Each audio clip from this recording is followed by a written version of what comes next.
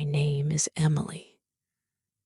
I'm 29 years old, and for a long time, I believed I had a beautiful life.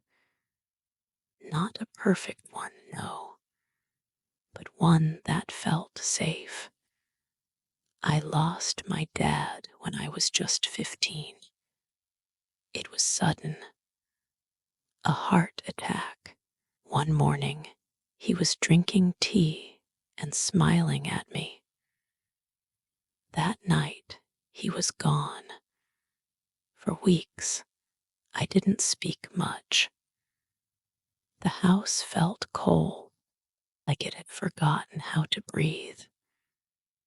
My mom tried to stay strong for me, but one day I woke up and she wasn't there either.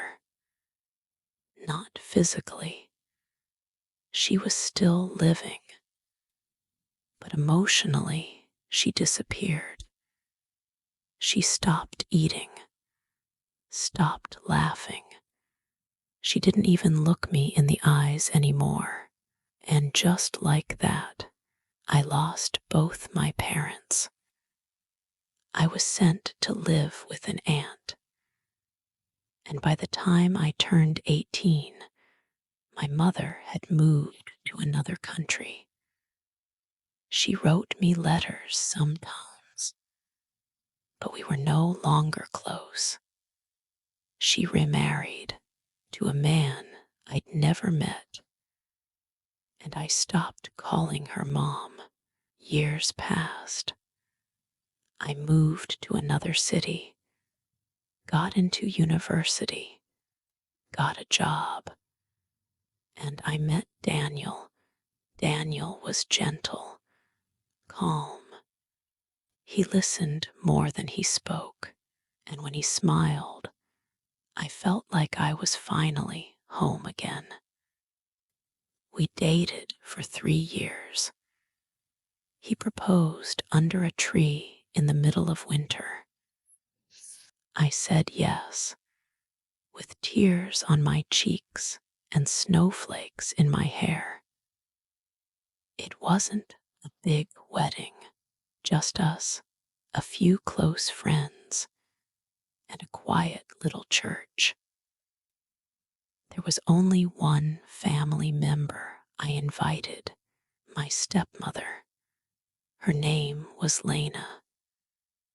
She married my dad 2 years before he passed away. I didn't know her well, but she had stayed kind. She messaged me every birthday, sent me tea during flu season. She even came to my graduation. When I told her I was getting married, she said, "Of course I'll come. You're still my daughter, you know." And for some reason, I believed her. The wedding was beautiful. She wore a navy blue dress and cried during my vows. I hugged her tightly that night. It felt like a piece of my father came back. I didn't know then that would be the last time I'd hug her with love. After the wedding, Lena began visiting more often. She lived only 2 hours away. Sometimes she'd stay the weekend, help with the garden, cook us meals. Daniel always said, "She's got great energy." Reminds me of someone who reads poetry at sunset. I laughed when he said that. It sounded like him. At first, it was nice, having someone older around, someone who remembered my dad. She'd tell me stories about how he whistled while shaving, how he once made pancakes at midnight just to cheer her up. Those stories made me cry. but in a soft way, like the past was holding my hand. Then slowly, things began to feel off. Lena started wearing more makeup.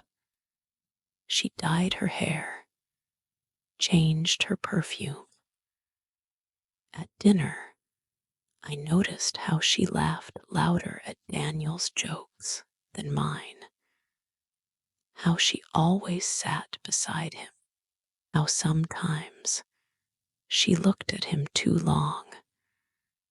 I told myself I was overthinking. She was like a mother to me. And Daniel, he loved me. He would never. One night, I came home early from work. The house was quiet. I opened the door and called out, "Daniel, I thought you had a meeting." No answer.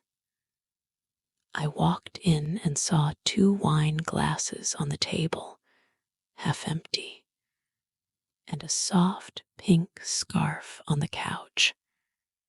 It wasn't mine. My heart dropped into my stomach. I walked to the kitchen, and there she was, Lena, leaning against the counter, holding Daniel's coffee mug, wearing his shirt. I froze. She looked up and said, "So you're home early. No guilt, no shame, just surprise." Like I had ruined their evening. Daniel stepped out of the bedroom. He stopped when he saw me. He didn't say my name. He just looked at me with wide, helpless eyes. And I didn't scream. I didn't throw anything. I just whispered, "How long?" There was silence. Then Lena said, "Since before the wedding, I couldn't feel my legs." I leaned against the wall. Everything inside me cracked. She walked toward me slowly, and she said something I'll never forget. "I loved your father, Emily, but Daniel, he's my second chance at real happiness." I felt something burn inside me. Not anger, not sadness, but something deeper, something like betrayal carved into bone. Daniel didn't speak.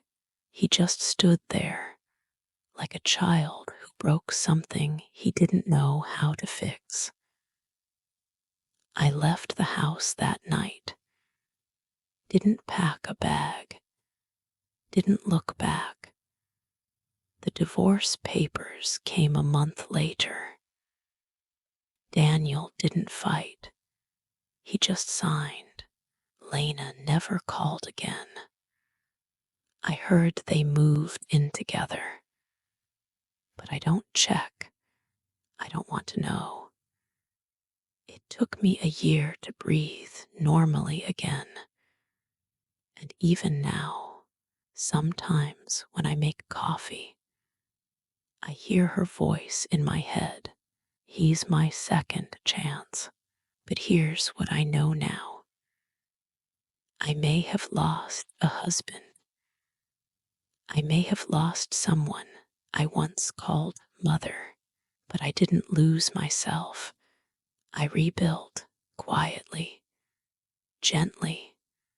I took morning walks, painted again, learned to smile without pretending. And one evening, while standing under the same tree where Daniel proposed, I placed my hand on my heart and whispered, "You are enough. You've always been enough. If you're listening to this right now, maybe you've been hurt too. Maybe someone you trusted broke you in a way words can't explain. But I promise you, there is life after betrayal.